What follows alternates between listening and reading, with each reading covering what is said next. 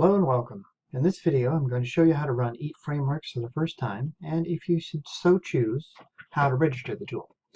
First of all, if you're watching this video on YouTube, there should be a link right below the video that will take you to my GitHub site. And if you came here from the forums, there should be a link at the top of the post that shows you how to get here. In either case, go to the GitHub site, find Roman Gamer EAT frameworks, go into the folder latest, and what you should see is a list of release notes. And then OS X and Windows. These are the two folders that will always contain the latest binaries. If you're an OS X user, go ahead and click in here and download the DMG, run that, and then drag the icon or the app onto your desktop. If you're a Windows user, download the zip file and then extract that zip file to your desktop, and you should get a folder called EAT Frameworks. After that, assuming that you're a Windows user, you would open this folder. Or if you're a OS X user, you would simply double-click the icon and run the tool. Windows users then double-click the icon in the folder, and you should see something like this. Now, the first time you run the tool, or if you're running the tool after installing a newer version, it's going to ask you if it's okay to install some updates or some content. You can just go ahead and click yes here, but if you want to know what's happening, basically the tool has a little bit of bundled content that it uses for generating code. And I update that every time I do a release. So you need to update your local content with my latest version every time you install a new version. Anyways, let's go ahead and say yes. Should only take a few seconds. There, it tells us it's done. Now, because this is our first run, it's going to check for registration and it won't find it. You can go ahead and skip over this and just say run in trial mode. Or at this point, you could click get key. Now, I'm going to run it in trial mode, and I'm going to show you some of the interfaces first. And then I'll go ahead and run over and get a key and show you how to register the tool. So you click Run and Trial, and the very first time you run the tool, it's going to come up on the Create Project page. Now, the Create Project page only has 2 projects on it right now that are functional and 3 that are currently in progress and will be released shortly.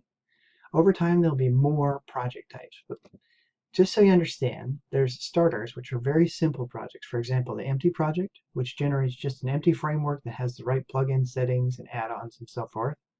And then we have more elaborate projects like the ad monetizers, which are frameworks designed for mobile games, Apple TV games, and Android TV games that focus on using ads to monetize your game. They do include interfaces, ad hooks, all that stuff. So what I've done is I sort of like created a generic project that you can then configure to suit your needs, and it will contain everything you need to monetize a particular kind of game. Oh, I should say that the ad monetizers, this one, is particularly focused on action games. That's why I've separated out the in-app monetizers, and I'll be working on that after I finish these. And the in-app monetizer will be for games more like puzzles or for anything that needs a store where you're going to buy multiple in-app purchase content, not so much stuff to turn off ads as things to add additional content to your game. All right, so like I said, the first time you run it, you're going to go ahead and see this interface. In another video, I'm going to take you on a longer tour, but I'll just give you a quick glimpse here. So let's go ahead and click Mobile, and let's call this Moneymaker. And then click on Interfaces, and you can see you've got a visual map of what interfaces are in the tool. You can click around here, and if you'll notice over here on the right, let me drag this over a little bit, you'll be able to configure these individual interfaces. For example, you'll be able to select ads and choose, say, app login, put your app ID or your ad ID in, and so on and so forth. So again, I'm going to do a quick tour later, but I just wanted to show you how easy this is to use. And let's go ahead and check out how to do registration. So if you see this and you play around with it for a bit and then you make a few projects, you'll find that you can't generate if you aren't registered. That's the one thing you can't do. You can use the tool, you can save your projects, you can do all that, but you have to register in order to generate actual functional code. So go ahead and click on Settings. And on this page, you're going to see something like this. I may change it a little bit over time. But your options here are to get a key, or you can fill in a key if you've already got one, and then choose the key type. So let's go ahead and click on Get Key. Now, when you click Get Key, it's going to take you to the subscription variant of the license. There's 2 different license types: a subscription, where you can get a monthly subscription, every 3-month subscription, or a 6-month. Or if you're the kind of person who doesn't want to pay month to month, that's fine. I did this for people who just want to try it out. Maybe they're not sure if they want to get it, but they feel like supporting the project while I'm doing the development.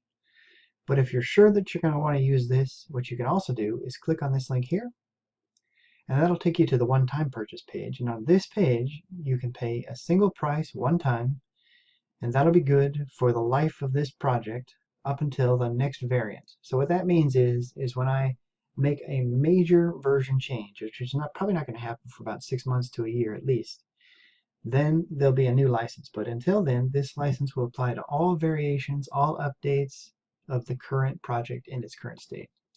All right, so let's assume that you have in fact chosen to get either a subscription or a one-time license key. Now off to the side here, I have a valid license key, so I'm going to go ahead and copy that.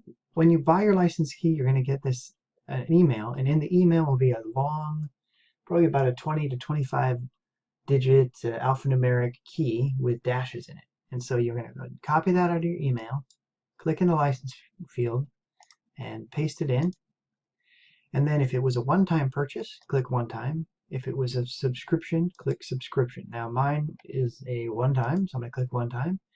And then you simply click register, and you're good to go. After that, every time we restart the project,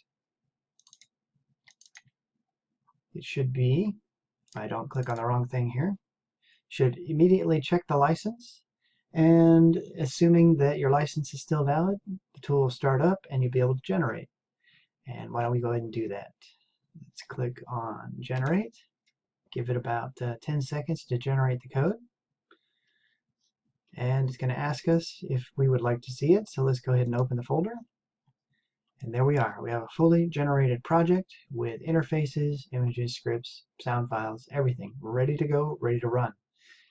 Okay, that's it. I'm going to do a few more videos after this showing you, let's see, giving you a quick tour. And then I'm going to talk a little bit more about the ad monetizer. Okay, thanks a lot. Bye-bye.